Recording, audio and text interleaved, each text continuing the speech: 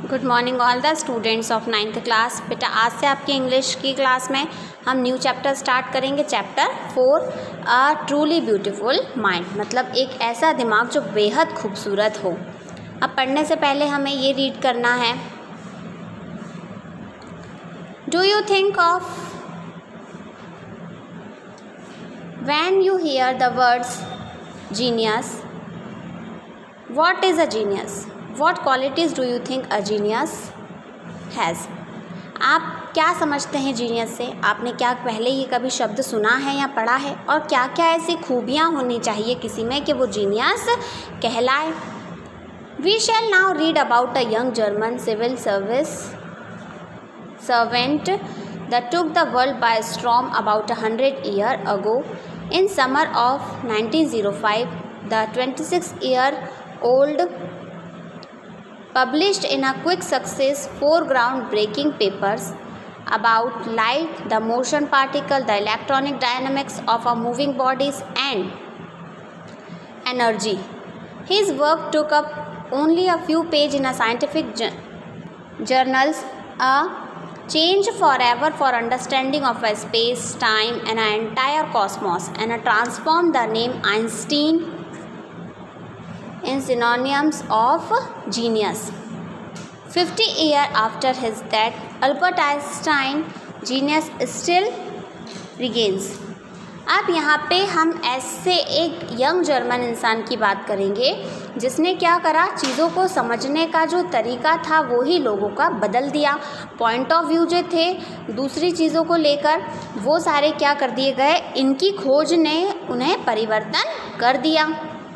अब एक आर्टिकल या बुक हम बोल सकते हैं लॉन्च हुई थी, कब हुई थी? 1905 में। तो उसने क्या कर दिया था, सारे रिकॉर्ड ब्रेकआउट कर दिए थे, क्योंकि वो जो पेपर्स थे, वो जो बुक थे, उसमें जो लिखा हुआ था वो बताया गया था कि कैसे टाइम कैलकुलेट किया जाता है या टाइम क्या होता है, अबाउट द लाइट के बारे में, electronic dynamics, that means everything which we read in a science, वो उन्होंने बताई थी। 50 year after his death, that means 50 साल उनकी अब जो डेथ है उसको हो चुके हैं, लेकिन जो अल्बर्ट आइंस्टाइन है आज भी वो हर किसी को याद हैं। Albert Einstein was born on 14 March 1879 in the German city of Ulm. अब जो अल्बर्ट आइंस्टाइन है उनका जन्म कब हुआ था? 14 मार्च को 1879 में हुआ था जर्मन में। Without any indication that he was destined for greatness, और इस बात का किसी को अंदाज़ा भी नहीं था कि वो इतने महान बनेंगे या उनकी किस्मत इतनी बुलंद होगी। On the contrary his mother thought Albert was a freak. अब उनकी मदर को क्या लगता था कि जो अल्बर्ट हैं वो कैसे हैं? फ्रीक हैं। फ्रीक का मतलब ऐसा इंसान जो कैसा हो, डिसअप्रोप्रिएबलिंगली हो या अनयूजुअल लोगों से थोड़ा सा डिफरेंट हो, जो कैसा बिहेव करता हो, नॉर्मल की तरह बिहेव नहीं करता हो। To her his head seemed much too larger. क्यों? क्योंकि उनका सिर कैसा दिखाई देता था? अल्बर्ट आइंस्टाइन का बड़ा सा दिखाई देता था। दैट मीन्स नॉर्मल जो हमारे सिर का साइज़ होता है उससे बड़ा साइज़ अल्बर्ट आइंस्टाइन के सिर का था।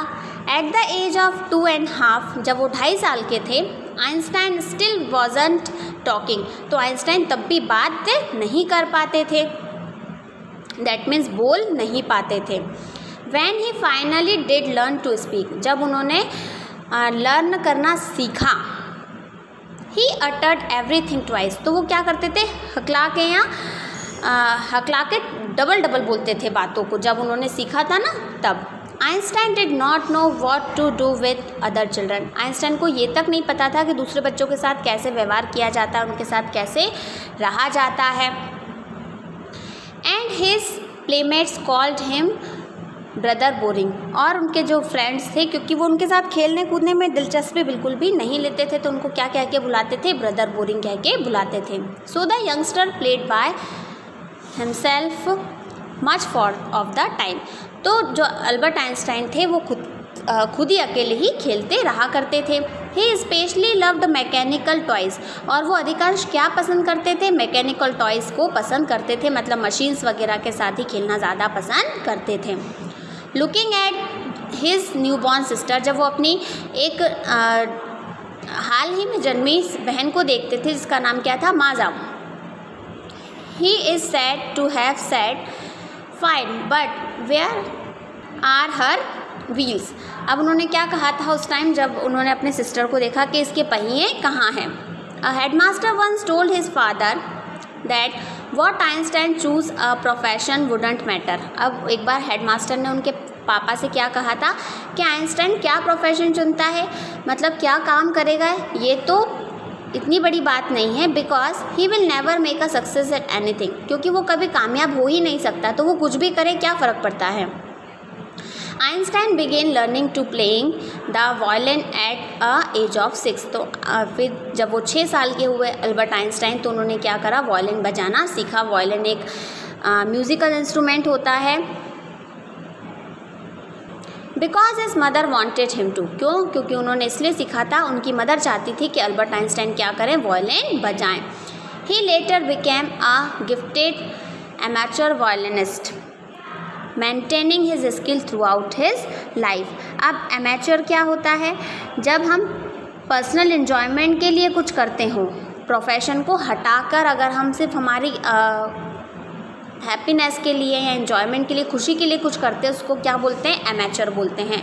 तो वो क्या करते थे, अपनी स्किल्स को ही सही करने का काम किया करते थे, वायलिन बजा बजा कर।